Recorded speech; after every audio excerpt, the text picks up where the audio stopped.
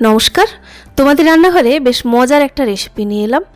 একঘেয়েমি লুচি পরোটা ভালো না লাগলে মাঝে মধ্যে এই রেসিপিটা কিন্তু আপনারা ট্রাই করতে পারেন।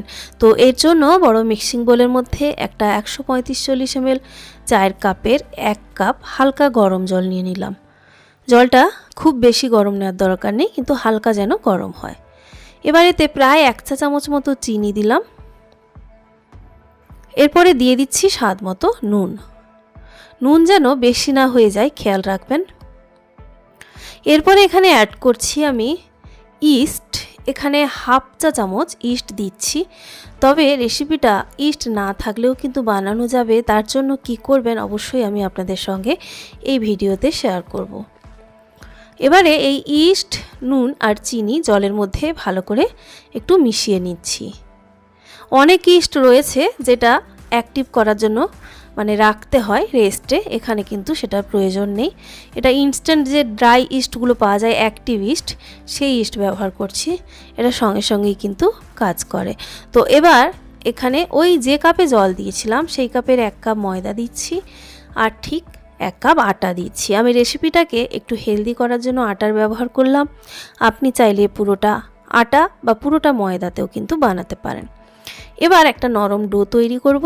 এই সব ডো তৈরি করার জন্য বিশেষ করে যদি ইস্ট দিয়ে কোনো ডো বানান তাহলে হাত না লাগিয়ে এরকম স্প্যাচুলার সাহায্যে বানাবেন, ডোটা তৈরি করবেন, তাহলে কিন্তু বানানোটা অনেক সহজ হয়। ডো তৈরি করার কাজটা অনেকটা সহজ হয়ে যায়। তো বেশ ভালো করে দেখুন স্প্যাচুলা দিয়ে ঠিক যেভাবে হাত দিয়ে মাখান সেইভাবে মাখিয়ে নিচ্ছি।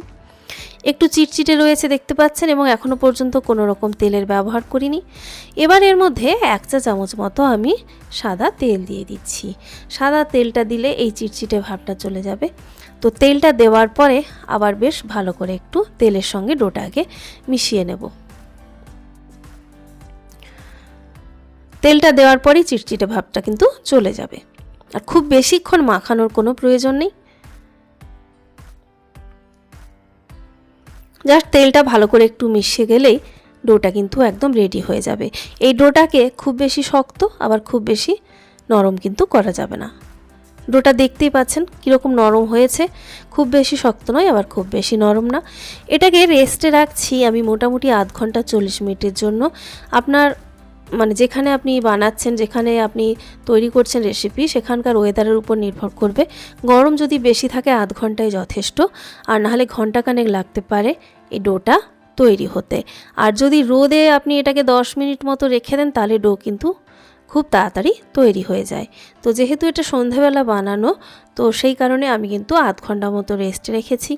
যেহেতু কম পরিমাণে বানাচ্ছি, আপনারা দেখে বুঝতে পাচ্ছেন কিনা জানি না, ডোটা কিন্তু ফুলে ডবল হয়ে গেছে। আমি আঙুল ঢুকিয়ে আপনাদের দেখাচ্ছি, দেখুন দেখতেই পাচ্ছেন যে ভেতরে একদম পুরো হাওয়া জমে গেছে।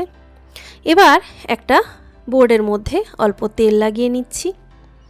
তেল না লাগিয়ে আপনি এখানে আটা ময়দাও নিয়ে নিতে পারেন, কোনো অসুবিধে নেই। তো আমি এখানে তেলই দিলাম। তেল দিয়ে এবার দেখুন ডোটা দিয়ে দিচ্ছি। ডোয়ের টেক্সচারটা দেখলেই বুঝতে পারবেন আগের থেকে কতটা ফুলে গেছে দেখুন। এবার যেটা বলছিলাম, এটাকে একবার জাস্ট মাখিয়ে নেব, খুব বেশি কিন্তু মাখানোর দরকার নেই। তো ভেতরের হাওয়াটা জাস্ট বের করে দিয়ে এরকম চেপে চেপে একটু আবার একটা ডোর ফর্মে নিয়ে চলে এলেই কিন্তু এটা রেডি হয়ে যাবে। আর যেটা বলছিলাম যে যদি ইস্ট না থাকে বাড়িতে, তাহলে আপনি শুকনো উপকরণের সঙ্গে হাফ চা চামচ মতো বেকিং পাউডার, তার থেকে অর্ধেক পরিমাণ বেকিং সোডা, আর যখন জল মেশাবেন তখন তার সঙ্গে 1 থেকে 2 চা চামচ একটু লেবু রস মিশিয়ে নেবেন, দিয়ে ডোটা তৈরি করবেন। আর জলটা যেরকম পরিমাণ লেগেছে ঠিক সেরকমই লাগবে। তো ডোটা দেখুন একদম বেশ সুন্দর করে রেডি হয়ে গেছে। এবার এটাকে সমান ভাগে ভাগ করে নেব। সমান ভাগে ভাগ করবেন, আপনি নিজের ইচ্ছে মতো সাইজ করতে পারেন। তবে নর্মাল যেরকম লুচি হয় বাড়িতে, তার থেকে একটু বড় সাইজের এই রেসিপিটা লেচির সাইজটা করতে হবে, কারণ এই রেসিপিগুলো একটু লুচির থেকে একটু মোটা খেতেই ভালো লাগে। আপনারা অনেকে বুঝেই গেছেন যে এটা অ্যাকচুয়ালি নান পুরি যে হয় সেটাই বানিয়ে দেখাচ্ছি আপনাদেরকে।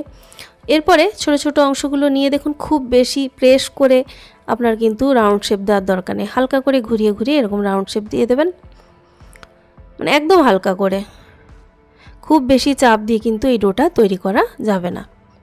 এভাবে সবগুলো তৈরি করে নিয়েছি। এবার আপনি চাইলে এটাকে বেলনি দিয়ে বেলেও নিতে পারেন। তো আমি অল্প ময়দা ছড়িয়ে দিয়েছি একটা প্লেটের মধ্যে, তারপরে হাত দিয়ে চেপে চেপে এটাকে লুচির শেপ দিয়ে দিচ্ছি। এবারে হাত দিয়ে চেপে চেপে করতে গিয়ে যদি আপনার মনে হয় সব জায়গার থিকনেসটা আপনি একই রকম আনতে পারবেন না, সেক্ষেত্রে কিন্তু বেলনি দিয়ে করে নেবেন, কারণ একই রকম যদি থিকনেস না আসে তাহলে কিন্তু এগুলো ফুলবে না। তো দেখুন এরকম বেশ একটা মোটা আপনাকে কিন্তু মানে থিকনেসটা বেশ মোটা রেখে কিন্তু আপনাকে বেলতে হবে। এবার ডিপ ফ্রাই করার মতো কড়াইতে তেল ভালো করে গরম করে নেবেন, তারপরে তার মধ্যে পুরিগুলো ভাজতে হবে। আর এক দুটো প্রথমে হয়তো নাও ফুলতে পারে, কিন্তু যদি আপনি মানে তা ঠিকঠাক করে ভালো করে তাওয়া মানে কড়াই গরম করে তেল গরম করে আপনি এগুলো ফ্রাই করেন, তাহলে কিন্তু প্রত্যেকটাই ফুলবে আর ভীষণ নরম হয়। তো একবার অবশ্যই এমনি নর্মাল লুচি না বানিয়ে এগুলো ট্রাই করতে পারেন, বেশ ভালো লাগবে, একঘেয়েমিও কাটবে, মুখের স্বাদটাও চেঞ্জ হবে। দেখুন কি সুন্দর ফুলেছে, তবে খুব বেশি অতিরিক্ত লাল না করে হালকা গোল্ডেন কালার হলেই কিন্তু এগুলো তুলে নিতে হবে। আর তোলার সময় ফ্লেমটা মানে ভাজার সময় ফ্লেমটাকে লো মিডিয়ামের মাঝামাঝি রেখে ভাজবেন, তারপরে কিন্তু তোলার সময় ফ্লেমটা বাড়িয়ে দেবেন। দেখতে পাচ্ছেন কি সুন্দর ফুলছে প্রত্যেকটা। তো আপনি যদি হাত দিয়ে না পারেন, আবারও বলছি, আপনি চাক বেলনি দিয়ে কিন্তু এগুলোকে বেলে নেবেন। তবে অবশ্যই কিন্তু লুচির মতো পাতলা করে বেলবেন না, একটু মোটা যেন থাকে, সেটা কিন্তু খেয়াল রাখবেন, তাহলে ভেতরটা আরও নরম হবে, খেতে আরও অনেক বেশি ভালো লাগবে। তো আপনারা অবশ্যই বাড়িতে ট্রাই করবেন আর কমেন্ট করে জানাবেন রেসিপিটা কীরকম লাগলো আপনাদের। ভালো লাগলে সেটা কমেন্টে জানাবেন, খারাপ লাগলেও জানাবেন কেমন ছিল আজকের রেসিপি। তো রেসিপি দেখার পরে যদি আপনাদের ফিডব্যাক পাই, তো তাহলে কি হয়, পরবর্তী ভিডিও বানানোর জন্য একটা আলাদা উৎসাহ পাওয়া যায়। তো বন্ধুরা সবাই ভালো থাকবেন, নেক্সট ভিডিওতে দেখা হচ্ছে।